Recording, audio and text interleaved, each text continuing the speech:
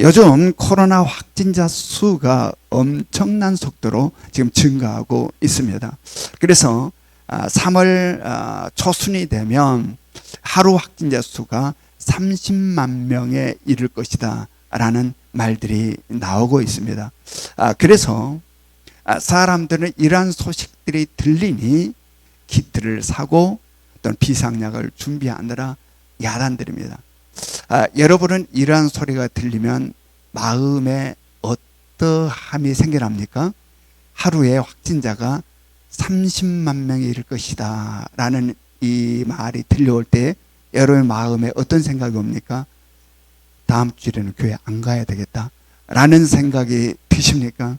그러면 한 사람도 없으리라 생각하고 지금 영상으로 예배를 드리고 있는 분들 중에서 그러한 마음으로 집에 앉아서 영상으로 예배를 드리고 있는 분이 있다면 다음 주에는 이겨낼 수 있기를 원합니다. 여러분, 처음 코로나가 발병되었을 때 사람들은 백신이 나오면 이 모든 것들이 종결되어서 일상의 삶을 회복할 것이라고 예측을 했습니다. 그런데 사람들의 이 예측은 완전히 빗나가 버린 거죠. 전혀 다른 방향으로 지금 빗나가 있음을 우리가 지금 목도하고 있고 지금 그것을 접하며 살고 있습니다.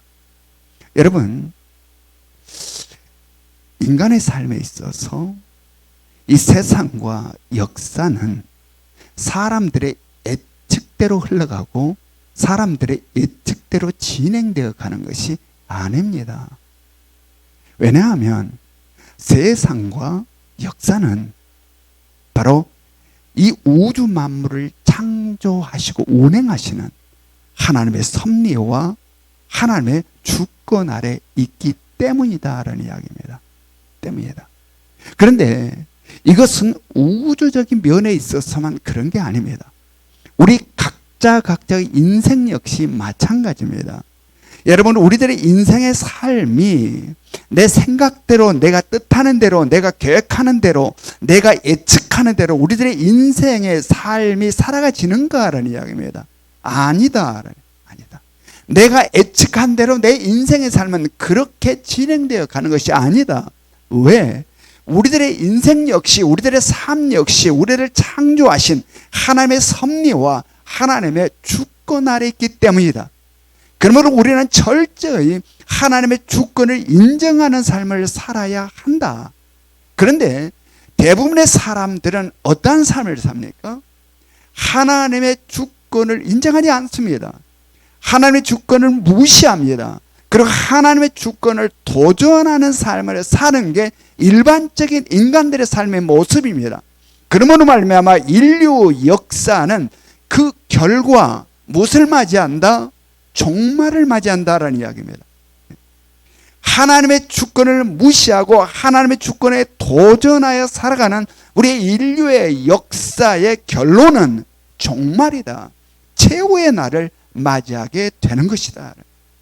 여러분, 과학자들 중에서도 인류의 역사를 과학적으로 이야기하고 있는 사람들이 굉장히 많습니다. 지구 온난화로 인해서 발생된 수많은 현상들로 말미암아 인류는 멸망에 이르게 될 것이다라고 이야기하는 과학들도 많고, 또한 어떤 사람들은 소행성이나 해성과 지구가 충돌함으로 말미암아 인류가 멸망할 것이다라고 이야기하는 사람도 있습니다. 또 어떤 사람들은 앞으로 있을 아주 심각한 식량난으로 말미암아 엄청난 전쟁이 일어날 것이고 그로 말미암아 인류는 멸망을 맞이하게 될 것이다라고 이야기하는 사람도 있습니다. 그러나 인류의 역사의 마지막 인류의 이 멸망은 사람들의 예측을 근거로 우리가 인류의 역사의 멸망을 보아서는 안 된다는 이야기. 왜냐하면 바로 인류의 역사는 누구 손에 있다? 하나님의 섭리와 하나님의 주권 아래 있기 때문이다. 그러므로 사람들의 예측을 근거로 인류 역사를 보는 게 아니라 하나님의 말씀을 근거로 인류 역사의 종말을 볼 수 있는 지혜가 있어야 된다. 아멘. 바로 우리 가운데 그러한 지혜가 있기를 원합니다. 바로 이 종말에 대하여, 인류가 맞이할 이 종말에 대하여 하나님께서는 요한계시록의 말씀을 통하여 구체적으로 우리들에게 알려주고 있습니다. 바로 인류 역사의 종말이 어떻게 마지막을 맞이하게 될 것인가에 대하여 요한계시록의 말씀을 통하여 우리에게 구체적으로 이야기하고 알려주고 있어요. 그리고 지금 우리는 무슨 말씀을 매 주일마다 묵상하고 있습니까? 요한계시록 말씀을 묵상하고 있어요. 지금 오늘 우리가 읽은 본문의 말씀은 바로 종말의 날에 예수 그리스도께서 구름을 타시고 다시 오실 그날, 인류가 종말을 맞이하게 되는 그 최후의 날에 있게 될 일들에 대하여 서론적으로 요약해서 말씀해 주신 말씀이 오늘 우리가 읽은 오늘 본문 7절의 말씀이다라는 이야기입니다. 자, 우리가 같이 한번 계시록 1장 7절의 말씀을 다시 한번 읽습니다. 시작. 볼지어다 그가 구름을 타고 오시리라. 각 사람의 눈이 그를 보겠고 그를 찌른 자들도 볼 것이요 땅에 있는 모든 족속이 그로 말미암아 애곡하리니 그러하리라. 아멘. 예수님께서 다시 오실 때는 무엇을 타고 오신다는 겁니까? 구름을 타고 오신다.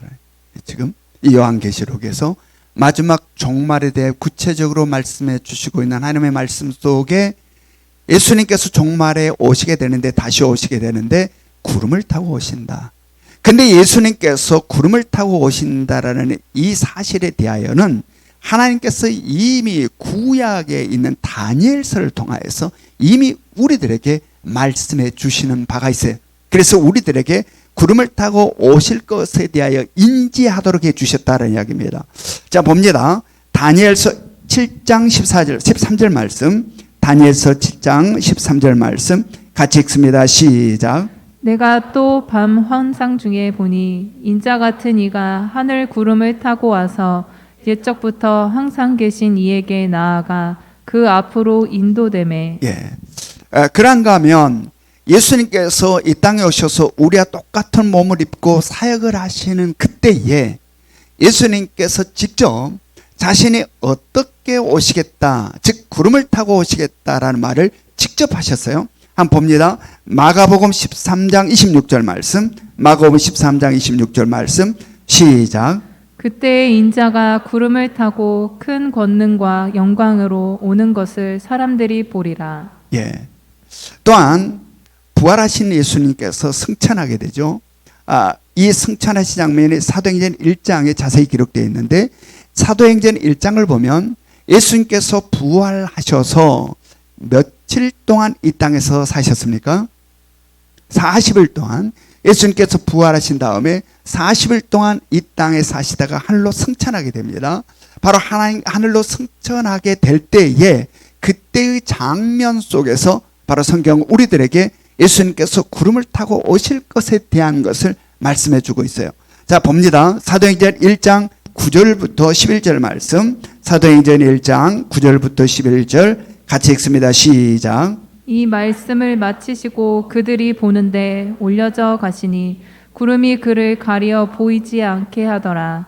올라가실 때 제자들이 자세히 하늘을 쳐다보고 있는데 흰옷 입은 두 사람이 그들 곁에 서서 이르되 갈릴리 사람들아 어찌하여 서서 하늘을 쳐다보느냐.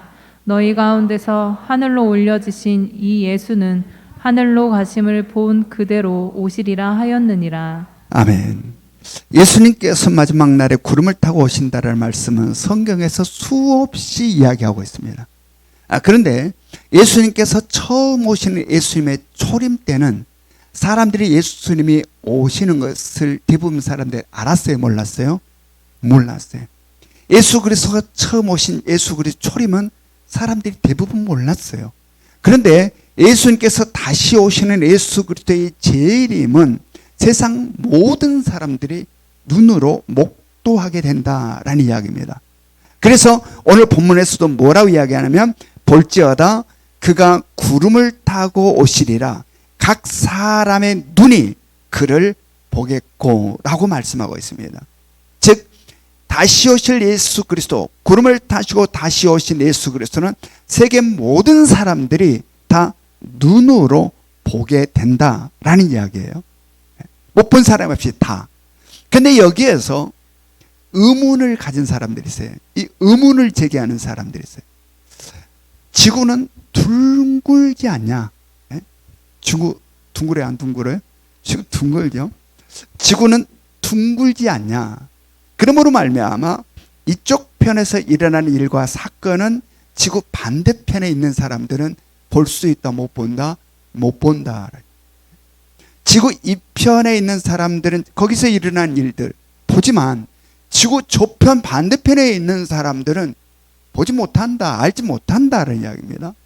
이쪽이 밤이면 저쪽은 낮이다라는 이야기입니다.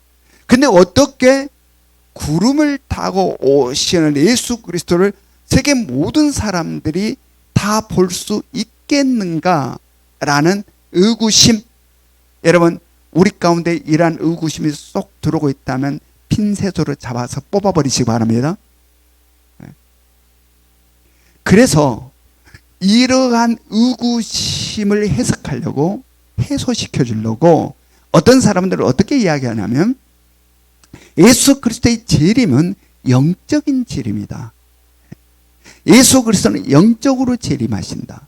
그러므로 말미암아 예수 그리스도를 신실하게 믿는 사람들만이 영적으로 오신 예수 그리스도를 영의 눈으로 보게 되고 바로 영으로 예수 그리스도를 맞이하게 된다라고 이야기하는 사람들 되세요. 여러분, 이렇게 이야기하는 사람들은 이단임을 깨달으시기 바랍니다. 다미성교의 사람들이 그러한 이야기를 하는 경우가 있어요. 여러분, 성경은 그렇게 이야기하지 않고 있어요. 영으로 오신다, 영으로 본다, 이렇게 이야기하잖아요. 모든 사람들이 육의 눈으로 본다는 겁니다. 예수 그리스도가 구름을 타시고 다시 오실 때는 이 세상 모든 사람들을, 예수를 믿는 사람이든 믿지 않는 사람이든 이 세상 모든 사람들이 함께 구름을 타고 오시는 예수 그리스도를 보게 된다라는 얘기 믿으시기 바랍니다. 여러분, 결코 우리들이 인간의 척박하고 빈약한 사고 틀 속에서 하나님의 행하신 일들을 해석하고 이해하려 해서는 안 된다라는 이야기입니다. 우리들의 신앙생활에 이러한 척박함과 빈약한 사고 틀 속에 하나님의 일하심을 놓고 해석하려면 뭐야만 돼요. 여러분, 수능도 그냥 다 틀려가지고 뭐야 하는데 어찌 하나님의 일하심을 그렇구나라고 이해가 되고 풀려지겠는가, 이 머리로. 여러분, 하나님의 일하심은 결코 우리들의 빈약한 사고 틀 속에서 해석하고 이해하려면 온전한 믿음의 길을 갈 수 없다는 이야기입니다. 여러분, 우리는 부활하신 예수 그리스도를 우리가 보았습니다. 요한복음 마지막 편에서 시공간을 초월하신 예수 그리스도, 그리고 제자들과 함께 직접 생선을 잡수시고 떡을 잡수시고 계시는 바로 그 예수님을 보셨어요. 그럼에도 불구하고 시공간을 초월한다는. 여러분, 하나님의 놀라운 역사, 이것을 결코 우리들의 머리로, 형편없는 머리로 이해가 되니, 해석이 되니, 안 되니 해서는 안 된다.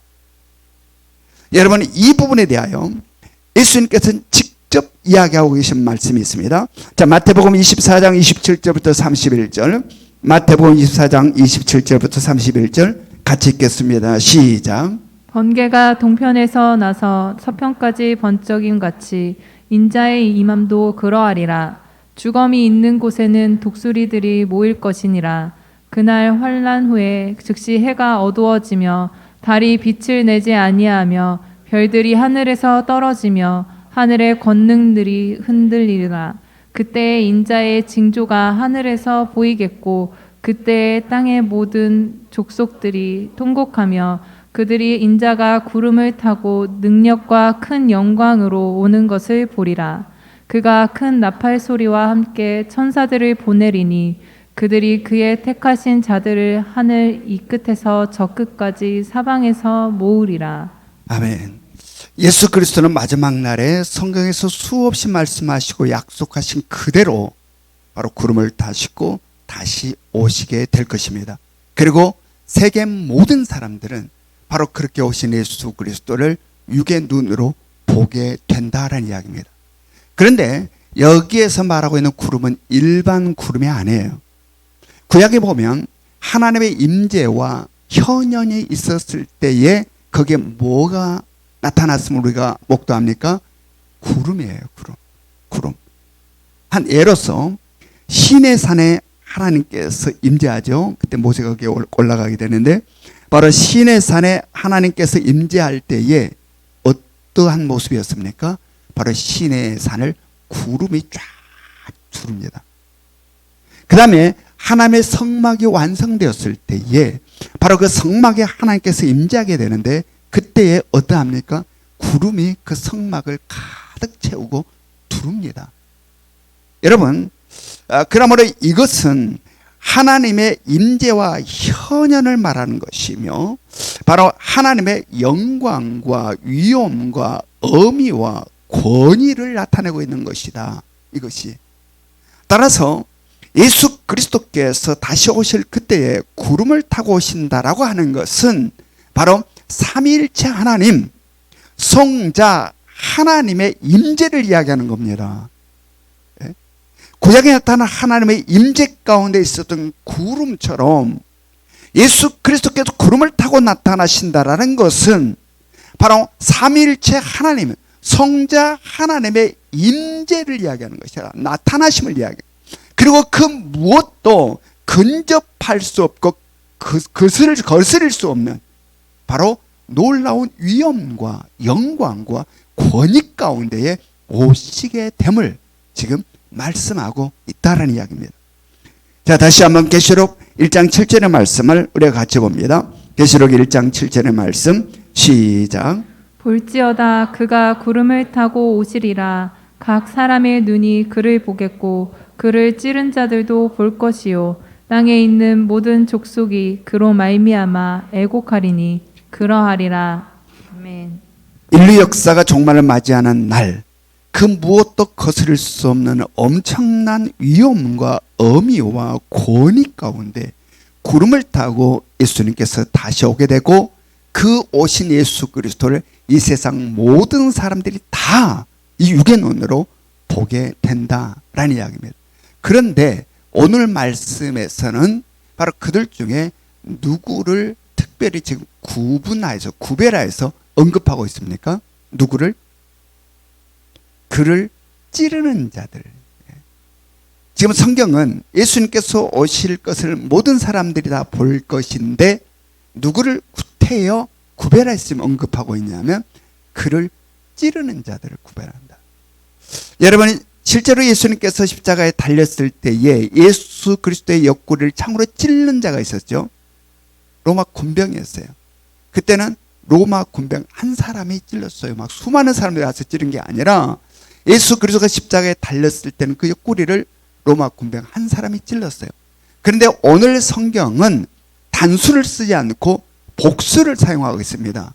찌른 자들이라고 표현했어요. 찌른 자라고 하지 않고 찌른 자들이라고 이야기해요. 여기에서 말하는 찌른 자들은 그럼 누구를 말하는가? 바로 예수 그리스도를 대적하는 자들, 예수 그리스도를 거역하는 자들, 예수 그리스도를 비방하는 자들, 예수 그리스도를 배반하는 자들, 예수 그리스도를 믿지 않는 자들을 말씀하고 있는 거죠.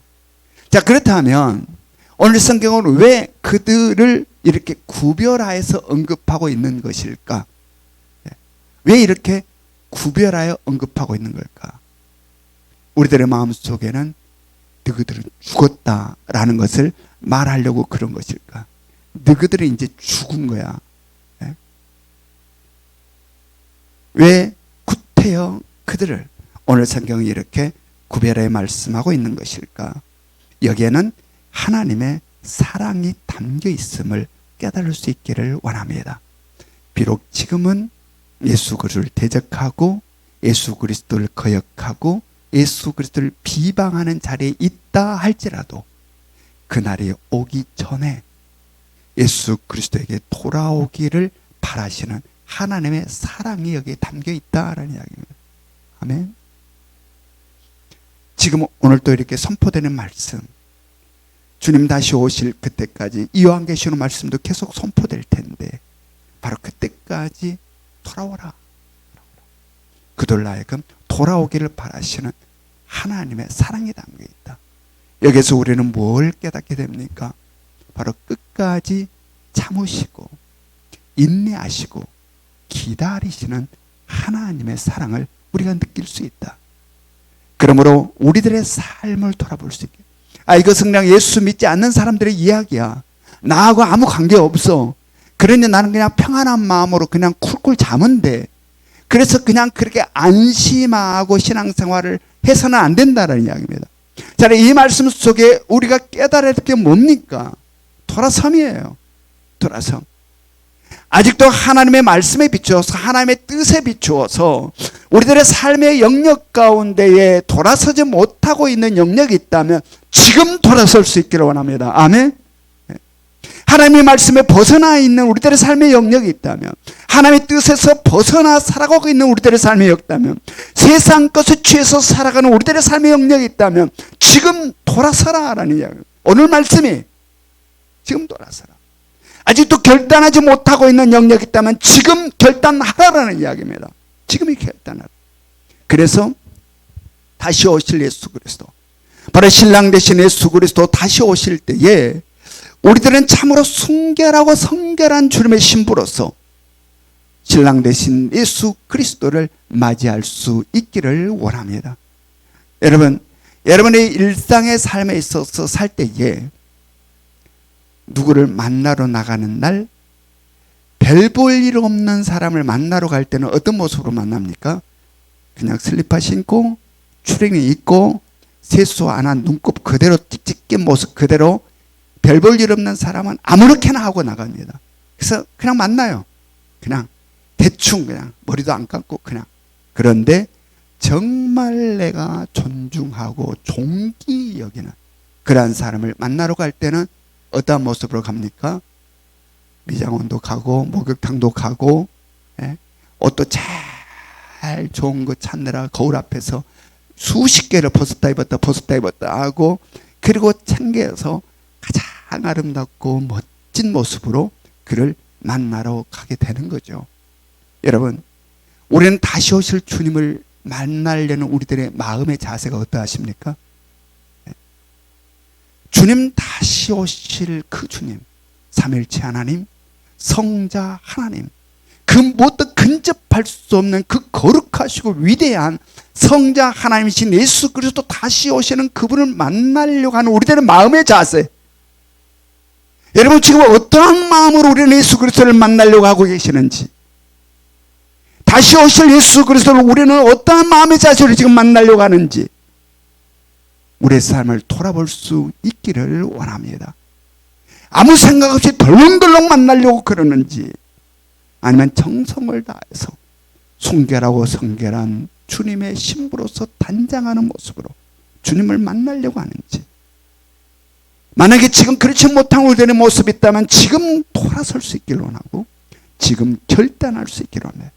그래서 내일 주님 다시 온다 할지라도 안 돼요, 큰일 났네가 아니라 주님 기다리고 기다렸습니다라고 주님을 만날 수 있는 여러분과 제가 될 수 있기를 원합니다. 계시록 1장 7절의 말씀을 봅니다. 다시 한번 봅니다.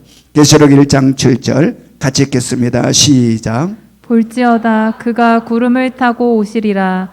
각 사람의 눈이 그를 보겠고 그를 찌른 자들도 볼 것이요 땅에 있는 모든 족속이 그로 말미암아 애곡하리니 그러하리라. 아멘. 예수 그리스도의 구름을 타고 다시 오시는 그날에 땅에 있는 모든 족속이 그로 말미암아, 즉 예수 그리스도로 말미암아 어떠하리라 지금 말씀하고 있습니까? 애곡하리라. 통곡하며 울게 된다라는 이야기입니다. 예수 그리스도가 다시 오시는 그날, 그 예수 그리스도를 마주하는 순간에 이 세상 모든 사람, 땅에 있는 모든 족속이 그로 말미암아 애곡한다, 통곡하여 운다라는 이야기입니다. 자, 여기서 우리는 예수 그리스도의 재림의 의미를 바로 깨달아야 됩니다. 예수 그리스도의 재림에는 두 가지 의미가 담겨 있어요. 먼저 첫째는 하나님의 심판의 완성이라는 의미가 있습니다. 하나님의 심판의 완성. 그리고 다음은 하나님의 구원의 역사의 완성이라는 의미가 담겨 있는 겁니다. 자, 그렇다면 하나님의 심판의 완성이라는 측면에서 보면 이 애곡은 어떤 애곡일까요? 하나님의 심판의 완성이라는 측면에서 보면 이 애곡은 어떤 애곡일까? 바로 불신자들의 애곡이 되는 거죠. 예수를 믿지 않은 자들의 애곡. 그들은 왜 예수 그리스도가 다시 오는 그날에 이렇게 통곡하며 울게 되는 걸까? 왜? 지난날 예수 그리스도를 믿을 수 있는 기회가 있었는데 그 기회 다 놓쳐버렸구나 라고 하며 가슴을 치고 후회하며 회개의 눈물일까? 자복의 눈물일까? 그때에 내가 잘못했습니다. 그리고 회개하는 이런 자복의 눈물일까? 아니요. 여러분, 불신자들의 마음은요, 완악합니다. 말씀이 마음에 안 들어가요. 이 불신자들의 마음은 완악해서 말씀이 들어갈 여지가 없어요. 강팍합니다. 그래서 그들에게는 회개가 없어요. 자복이 없어요. 통회가 없어요. 그렇다면 그들은 왜 애곡을 하는 걸까? 왜? 단순히 하나님의 심판에 대한 두려움과 공포 때문에 우는 겁니다. 하나님의 심판의 완성의 날에 그들은 단순히 너무 두려워서, 너무 공포스러워서 통곡하며 운다라는 이야기입니다. 그런데 하나님의 구원의 역사의 완성의 측면에서 본다면 이 애곡은 어떤 애곡일까? 하나님께서 택하신 하나님의 백성들이 흘리는 회개의 눈물이다라는. 주님 다시 오시는 그날에 하나님의 백성들이 흘리는 통곡, 자복, 회개의 눈물이다. 여러분, 이에 대하여는 이미 하나님께서 바로 스가랴의 말씀을 통해서 우리들에게 이 부분을 언급해 주고 있습니다. 자, 스가랴 12장 10절을 봅니다. 스가랴 12장 10절 우리 같이 읽습니다. 시작. 내가 다윗의 집과 예루살렘 주민에게 은총과 간구하는 심령을 부어주리니 그들이 그 찌른 바 그를 바라보고 그를 위하여 애통하기를 독자를 위하여 애통하듯 하며 그를 위하여 통곡하기를 장자를 위하여 통곡하듯 하리라다. 여기서 말하는 다윗의 집과 예루살렘 주민은 표면적으로는 하나님이 택하신 하나님의 백성들이 이스라엘 백성들을 이야기하고 있습니다.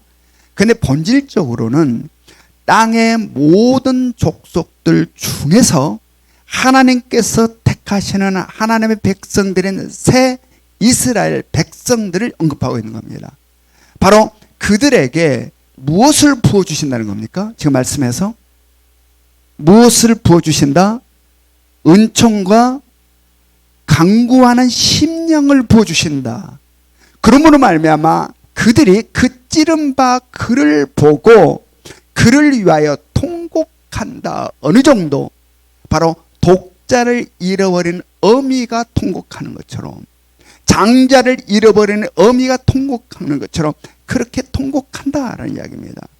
그런데 여러분, 이것은 이 스가랴 말씀은, 이 구약의 스가랴 말씀은 예수 그리스도께서 이 땅에 오시기 전, 예수 그리스도께서 우리를 대신해서 십자가에 달려 찔림을 당하기 전에 하나님께서 예언으로 말씀해 주신 거예요.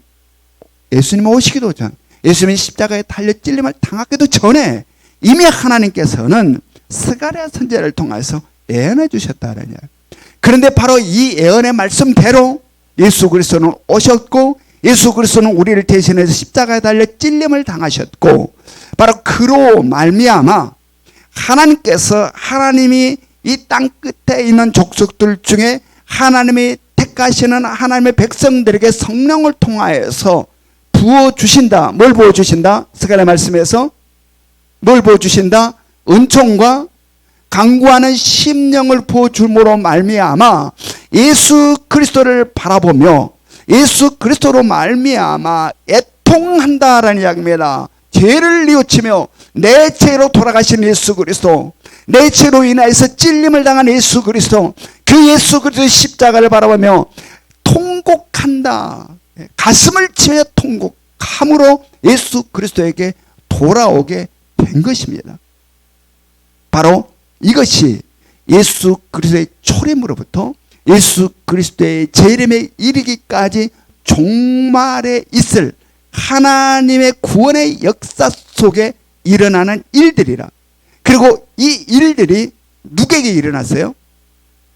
누구에게 일어났어요? 우리에게. 아멘.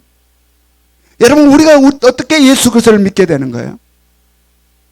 여러분, 우리가 어떻게 예수 그리스도 십자가를 바라보면 눈물을 흘리며 내 죄 때문에 주님의 그 당하신 고난을 생각하며 가슴을 치는 눈물이 우리 가운데 왜 있게 되는가? 우리들의 지혜와 우리들의 의지가 아니에요. 바로 하나님께서 택하신 하나님의 백성들에게 성령을 통해서 부어주시는 바로 은총과 강구하는 심령으로 말미암아 우리 가운데 그러한 애통함이 있게 되는 것이다. 그리고 그러한 애통함을 통하여 예수 그리스도에게 돌아오게 된 것이다라는 사실, 여러분 깨달을 수 있기를 원합니다. 아멘. 우리가 어떻게 예수 그리스도를 믿게 되는가? 우리가 어떻게 십자가를 바라보면 눈물 글썽이며 주님 감사합니다, 고맙습니다라는 고백을 우리가 어떻게 하게 되는가? 바로 하나님께서 부어주시는 은총과 강구하는 심령으로 인하여 그 찌른 바 그를 바라보고 그를 위하여 애통하는 모습이 우리 가운데 있는 것이다. 자, 그러므로 스가랴에서 그들이 그 찌른 바 그를 바라보고 그를 위하여 애통함으로 예수 그리스도에게 돌아오는 이 일은 언제까지 계속된다는 건가? 예수 그리스도의 재림하심으로 하나님의 나라가 완성되는 그 순간까지. 아멘. 지금 스가랴서에서 말씀하고 있는 이것은 언제까지냐면 예수 그리스도로부터 예수 그리스도 재림함으로 하나님의 구원의 역사가 완성되는 그 순간까지 계속된다라는. 따라서 오늘 우리가 읽은 본문의 말씀, 바로 하나님께서 우리에게 주시는 땅 끝까지, 땅에 있는 모든 족속이 그로 말미암아 애곡하리라 라고 하는 이 말씀은 땅 끝까지 복음이 증거되는 거, 즉 땅 끝까지 땅에 있는 모든 족속에게 복음이 증거되고, 그로 말미암아 하나님께서 택하신 하나님의 백성들이 하나님께서 성령을 통하여 부어주시는 바로 은총과 강구하는 심령으로 주님 앞에 돌아오는 이 일은 바로 주님 다시 오셔서 하나님의 나라가 완성되는 그날까지 지속됨을 이야기하고 있는 겁니다. 자, 우리는 여기에서 무엇을 알 수 있느냐? 바로 하나님의 구원의 역사는, 하나님의 역사는 심판에 그 초점이 있는 게 아니라 무엇에 그 초점이 있다? 구원에 초점이 있다. 아멘. 하나님의 역사의 초점은 어디를 향하고 있느냐면 심판을 향하고 있는 게 아니라 구원을 향하고 있다. 그러므로 우리들의 신앙생활에 있어서 중심은 무엇이 우리들의 신앙의 중심을 이루어야 되느냐? 심판에 대한 두려움이 아니고, 하나님의 심판에 대한 두려움이 있어 그 두려움으로 예수를 믿는 게 아니라 무엇? 사랑. 하나님의 사랑. 우리를 향하는 이 기가 막힌 하나님의 이 사랑, 그로 말미암아 우리들의 마음속에는 감사와 감격과 감동이 늘 솟아날 수 있어야 된다. 그럴 때 우리들의 신앙생활 속에 기쁨이 가득하고 자원하는 마음이 풍성하게 되며 희망과 소망이 넘쳐나는 삶을 살게 되는 것입니다. 아멘. 무서워서 벌받을까봐, 징계받을까봐, 하나님 앞에 얻어맞을까봐 우리들의 신앙의 그러함이 우리들의 신앙의 중심에 있어서는 안 된다는 이야기입니다. 아멘. 하나님의 사랑, 그리고 그 사랑으로 인해서 솟아나는 감사와 감격과 감동이 우리들의 마음의 중심에 있어 신앙생활을 해야 된다. 그래야 교회에서 봉사를 하고 섬길 때도 자원하는 마음으로 기쁨으로 그 일을 하게 되지, 얻어맞을까봐, 혼날까봐, 채찍 맞을까봐 무서워서 하는 신앙생활에는 원망, 불평, 짜증, 마지못해서 하는 신앙생활, 바로 이러한 생활이 우리 가운데 있게 된다. 여러분, 우리들의 신앙생활의 중심에 하나님의 사랑에 대한 감사와 감격과 감동이 넘쳐날 수 있기를 원합니다. 예수 그리스도께서 다시 오시는 그날은 인류 역사가 종결되는 최후의 날입니다. 그리고 이 최후의 날은 심판의 날임과 동시에 하나님의 구원의 역사가 완성되는 날입니다. 그렇다면 이 최후의 날이 여러분에게는 어떠함으로 지금 다가오십니까? 지금까지 지금 말씀을 계속 들었고, 지금 최후의 날에 대한 말씀을 우리가 지금 들었는데, 그렇다면 이 최후의 날이 어떠함으로 다가오십니까? 두려움입니까? 아니면 기대와 희망과 소망이십니까? 최후의 날이 바로 심판의 날이고 하나님의 구원의 역사의 완성의 날인데, 이 최후의 날이 어떠함으로 지금 내 마음에 다가오고 있느냐는 질문입니다. 제가 여러분에게 어떠함으로 다가오고 있습니까? 최후의 날이라는 게 두려움인가 아니면 기대와 희망과 소망인가? 여러분, 기대와 희망과 소망일 수 있기를 원합니다. 두려움이 아니고 안 돼요, 안 돼요, 지금 하면 안 돼요가 아니라 기대와 희망과 소망해야 된다. 그러기 위해서는 지금 우리가 살아가고 있는 이 시대를 관통해 가고 있는 하나님의 구원의 역사 속에 하나님의 사랑을 느낄 수 있어야 되고 하나님의 사랑을 발견할 수 있어야 된다. 그리고 그 사랑에 매여서 살아갈 수 있기를 원합니다. 하나님 나 사랑하는 거야, 많은 거야, 불평불만의 삶이 아니라 바로 지금 우리가 살고 있는 이 시대를 관통하는 하나님의 구원의 역사 속에 나를 향하시는 그 하나님의 사랑이 선명하게 느껴지고 그로 인하여서 그 사랑에 매여서 살아가는 이 삶이 우리 가운데 있기를 원합니다. 그러할 때 우리는 세상 수많은 유혹 속에서도 흔들리지 아니하고 세상에 힘겹고 고통스럽고 눈물 나는 일들로 인하여서 요동하지 아니하고 다시 오실 예수 그리스도를 사모함으로 마라나타 주 예수의 오시옵소서라는 이 외침을 당당하게 외칠 수 있다. 여러분, 다시 오실 주님을 사모함으로 우리 모두가 마라나타를 힘차게 외칠 수 있기를 원합니다.